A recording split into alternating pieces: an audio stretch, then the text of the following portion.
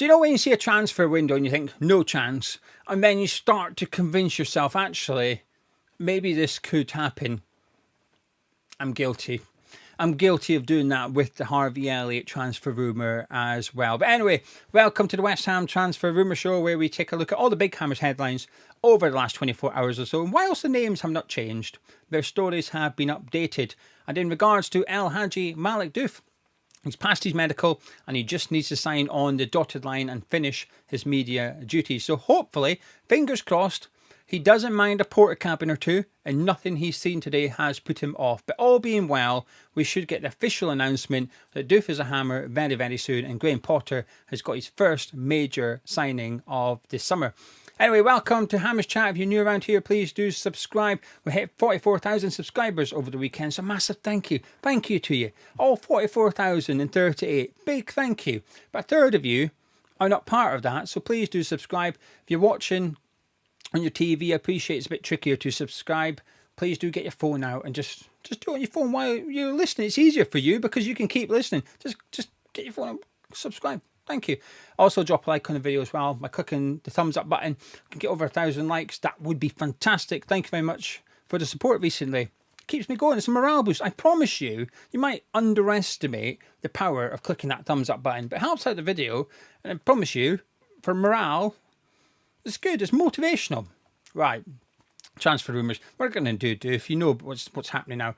In terms of Harvey Elliott, right, you're going to have to indulge me here. So we got linked to him a little while ago. Came out yesterday that once Doof's done, West Ham are going to go after Elliott and Morton of Liverpool plus a goalkeeper. Excellent. Steinberg confirmed. That was from Express employees. Steinberg confirmed it, saying, yep, West Ham know it's ambitious. They know it's unlikely. It's a real small chance. But they really want Harvey Elliott. All right. Then Express employee said it's unlikely to happen. It always was. It still is. It still is unlikely. Just bear with me here. But then it's come out even more, this time on Clarion Hugh, that Graham Potter really likes him. Harvey Elliott is now a priority. Listen, normally I'm a proud NITK. I couldn't help myself. Sent someone a text, right? I spoke to someone. Said, yeah, Potter really likes him, and West Ham are going to try and sign him. So here's where I sit right now with Harvey Elliott. Do I believe we want him? Yes. Do I believe we're going to try and sign him?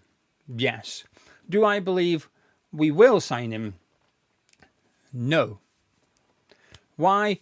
Because he's surely going to have better options than West Ham. He's got to, right? But does he? And this is where you're going to have to indulge me. And for those unaware, the transfer rumours are that Liverpool want 40 million plus a buyback clause. Now, I haven't seen anyone reliable say what that buyback clause is. Gonzo said 50 million. I think he's just getting muddled up. Because here's what I believe. It's 40 million plus a buyback clause, which is to be negotiated. Or 50 million, no clause. So you pay 10 million extra so Liverpool can't buy him back for a guaranteed sum in future. I'm okay with either. It depends on what the buyback clause is. If it's 50 million, then no. But if it's, 70 million, okay, I'm okay with that. Because A, he's got to perform incredibly well. But also, those clauses are usually only valid for like one summer, the following year. So we signed him today, Harvey Elliott, we signed him today, 2025. It would only be valid in the summer of 2027 for a month, and that's it. And then it expires. So I'm not against it as well, as long as you negotiate it well. Saves you 10 million quid at the end of the day, doesn't it? So that's the latest in terms of the transfer fee. But to keep it really simple, right, I think we can afford him. I do. Doof, 19 million plus 4.5 add-ons. Elliott, 40 million, so 19, 40, 59. We sold Khannouss for 55. All right, it's 4 million extra, but I feel like it's affordable. Okay, so I don't think that's unrealistic. The unrealistic part is, what is Harvey Elliott's ambition? And I've seen people say, I just assume people know this, but I've seen people say, well, why is he leaving Liverpool? Why is Liverpool willing to sell him? He can't be that good. Liverpool don't want to sell him. Harvey Elliott wants to leave Liverpool because he wants regular game time, something he couldn't get at Anfield last season. And he's spoken very, very openly about how he loves Liverpool, would love to stay at Liverpool, but for his career, he's probably got to go elsewhere and play regular football. His ambition will be to be in that World Cup squad next summer. You might not think he can do it, But that will be his ambition, and it should be, especially after what he's just done with under 21s. He should be looking at that squad thinking, I can get in there. To do that, he's probably going to have to be playing week in, week out. So that's why he's leaving Liverpool. So this is where you're going to have to indulge me, and this is where I've been guilty of convincing myself maybe we've got a bit of a chance. Maybe a 30% chance. Because where's he going to go? With the assumption he's going to remain in the Premier League, can you agree with me? We're ruling out Man City and Arsenal. He's not going there. Chelsea, can't see it. Newcastle. Now, there's two clubs. There's two clubs I think he should be looking at as ideal destinations, and I think these two clubs should be looking at him as an ideal signing. Newcastle's one of them. I think he would fit in fantastically well with what Eddie Howe's doing. I think he would offer up being able to play on the right or the left of the front three, also cover for the central midfielders, because when Joelinton was injured, I feel like there was a significant drop-off between him and either Longstaff or Willock. Now, Lewis Miley, I think, will come good, just not yet. So I think St James's Park, I think, would be his ideal destination. But let's just continue, because they've signed Elanga. They're in the process of trying to sign Ekitike, who would be a fantastic signing for them. So maybe it's unrealistic for him to go there. Villa, can't see it. Too much. 40 million. They need to get their finances in order. They sold their women's football team. They did a Chelsea. They sold their women's football team to accommodate PSR. You can only do that once. If you start selling it back for, 5 million and buying it back again for 60, you're going to find yourself in trouble. You can do that once, and they've done that. They need to. Their wage turnover to wages ratio was 96%. You can't do that. You can't spend 96% of your income on your wages, right? It's unsustainable. So Villa need to get their finances in order. So I can't see it. Nottingham Forest, maybe, but again, I just can't really see it. It's the wages. Are Forest going to pay him 120 grand a week? I'm not so sure, right? Then we're into Brighton territory. It doesn't really feel like a Brighton side. It might be, but I just don't know. Let's put them in the maybe pile. Then we're into Spurs. Again, no, they've just signed Khannouss and they're going after Morgan Gibbs-White, so that's a no. Then we've got Man U. Do you know something? I don't think it would be the worst transfer for Man U, but they're all in on Mbeumo. They're really trying to get Mbeumo at the minute, so that's a no. Then we're into Bournemouth, right? Can we see them spending 40 million? Maybe, but can you see them offering 120? No. Fulham, again, the same problems. Brentford, they're after Amari Hutchinson to replace Mbeumo if Mbeumo leaves. I just don't think there's that many destinations. Now, you might be thinking, well, you said there's two clubs, Newcastle and Crystal Palace. I think Crystal Palace. I think if they can afford him, I don't think it's unrealistic. But also, I think he would work really well what Glasner does and the way they play with the two number 10s. I think he would work well within that system. So I've almost convinced myself that maybe the best chance West Ham have got of signing Harvey Elliott this summer is to do what Spurs did to West Ham with Khannouss. You're the only horse. You're the only offer. Your options are stay at Liverpool or come to West Ham. Sit on the bench, play week in, week out. Then I think it's possible you've got a realistic chance then. Because at 40 million, there's not many clubs going to sanction that for him. So as a result of this, I don't know. I don't think it's unrealistic. I do believe we're after him. Do I think we're going to get him? No, I'm not going to get my hopes up. But I've got him up a little bit. I'm not going to lie because I love him. I think he's a fantastic footballer. I think he'd fit in with how Graham Potter plays as well, with the tempo we play. I think he would suit the way we play under Potter. Far more than how Khannouss suited or didn't suit us under Graham Potter. Maybe I'm chatting nonsense. Maybe I'm getting carried away. Well, I'm not getting carried away because I've said a 30% chance. Maybe even that's too optimistic. But anyway, thank you for indulging me. If you're still listening, thank you. Let me know what you think in the comments. Right, Douglas Luiz, the latest is from Italy that we want him on loan with a £8.5 million fee plus 21 to 25. I hate when this happens. 21 to 25 million, which is it, but sure.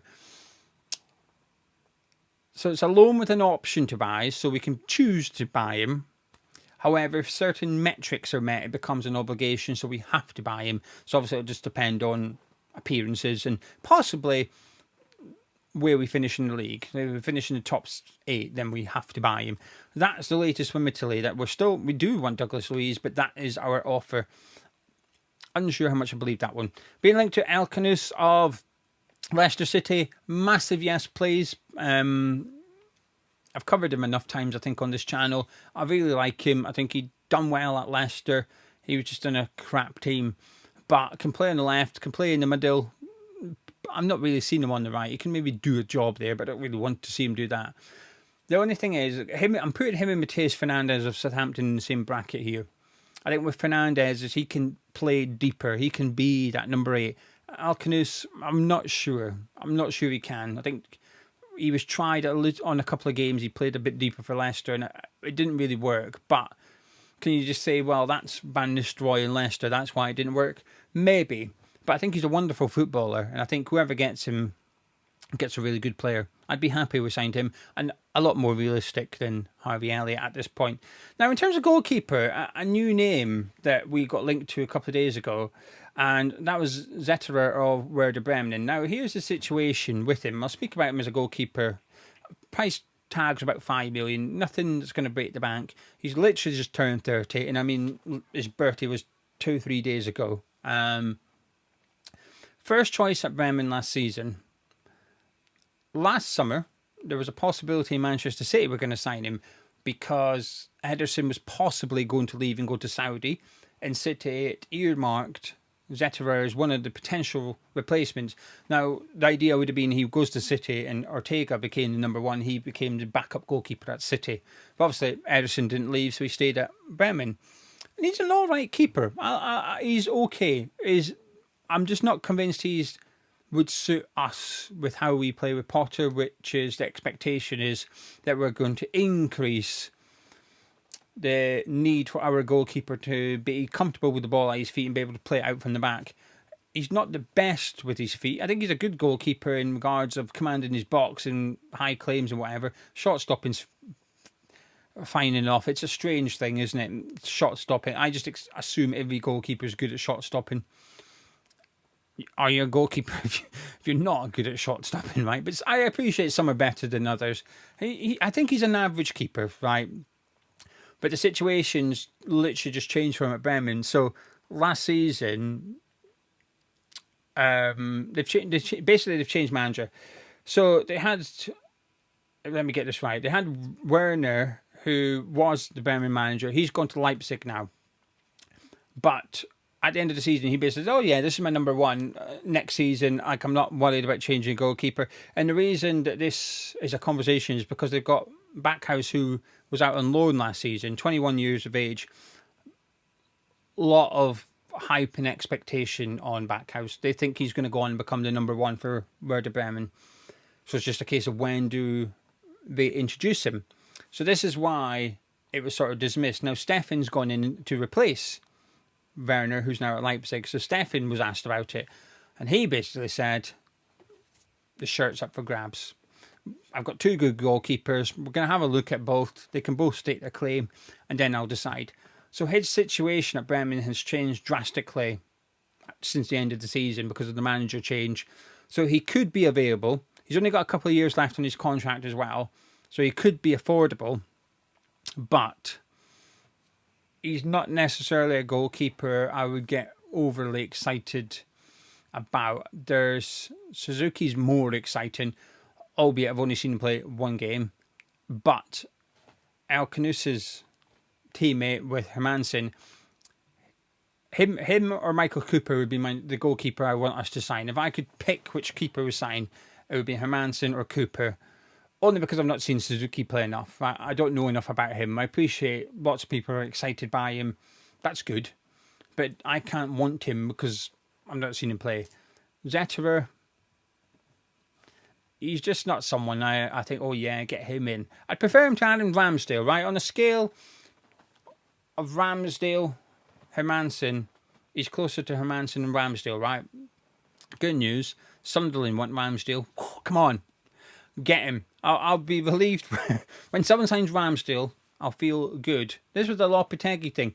Last summer, I said I would feel good when Lopetegui gets a new club, and I thought he was away to AC Milan. I was happy, thinking, brilliant. That means he's not coming here. We know what happened.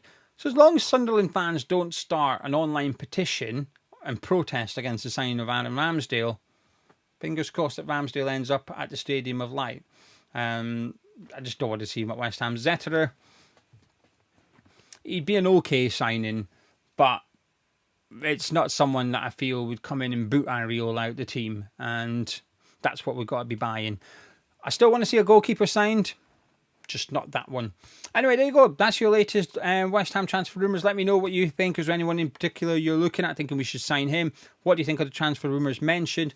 And also Harvey Elliott. Maybe, just maybe, I'm 30% deluded. And I'm all right with that one. Right, I'll catch up with you tomorrow. Drop a like on it. Sky Hams Champ. And I'll see you then.